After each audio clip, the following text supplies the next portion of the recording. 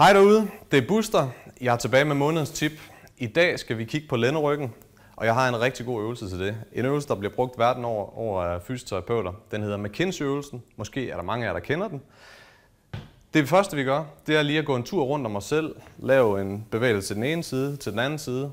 Rotere i ryggen, forover, bagover. Føl, hvor du har smerter. Jeg sætter en finger på det punkt, hvor jeg har ondt.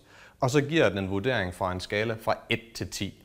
Lad os sige, at jeg har ondt venstre side af ryggen, og det er en 4. Det er min baseline. Nu lægger jeg mig ned, og så prøver jeg at behandle det punkt. McKinsey-øvelsen ser således ud. Mine hænder placeres under mine skuldre. Min hofte skal være begravet godt i jorden. Så tager jeg en dyb indånding og ånder ud, imens jeg skubber mig selv op. Tømmer lungerne helt. Lidt ligesom en armbøjning uden benene. Og så tager jeg en dyb indånding, mens jeg kommer ned igen. Det laver sådan set 10 af. Og igen, det ser bare sådan her ud.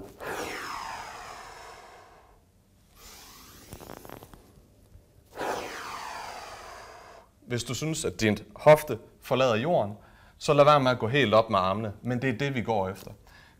Hvis du kender dem, og du synes, det her det giver dig ingenting, eller det er for nemt, så lad os sige, at du har smerter i din venstre side. Så sæt dit højre knæ op, og så lav den samme igen.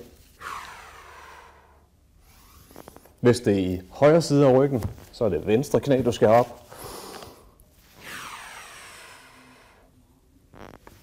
Det er en hårdere version af den samme øvelse. Nu har jeg bare lavet 10 almindelige, og så kommer jeg op, og så laver jeg præcis det samme, som jeg gjorde før. Lidt til den ene side, lidt til den anden side, forover, bagover, rotere, gå rundt om mig selv. Og så finder jeg det samme punkt. Det er ligegyldigt, at du måske er lidt øm i muskulaturen, efter at have lavet øvelsen det ene og det andet sted. Det er vigtigt, det punkt, som du vurderede lige før, der lå på en 4. Hvis det punkt stadigvæk er en 4, vent lidt, prøv igen og se, om det har en effekt. Er det værre, altså er du oppe på en 6'er nu, så stop med at lave den. Du er ikke klar til McKinsey'en.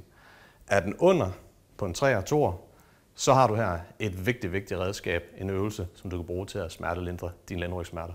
Nu viser jeg lige en til jer, der har høje smerter, altså 7 op efter, som I kan lave op ad væggen. Jeg finder en væg.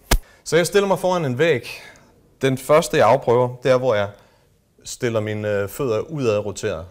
Så sætter jeg mine hænder, så mine fingerspidser rører ved væggen, og så skubber jeg min hofte ind, præcis ligesom hvis jeg lå på jorden, og puster ud og kigger op i loftet. På plads igen. Ligesom at presse bækkenet ned i jorden.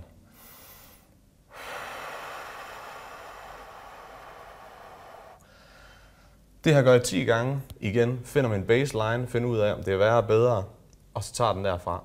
Hvis det er, at den her den virker, så prøv alligevel at rotere jeres fødder indad mod hinanden, og så prøv at lave den igen. Der er nogen, der mærker en markant forskel på de her to, hvor den ene bare virker for dem, og den anden ikke gør. Find ud af, hvad der virker for dig, men det her det er en sindssygt effektiv øvelse til at lindre dine lænderygssmerter. Jeg håber, I kunne bruge det til noget. Ses næste måned.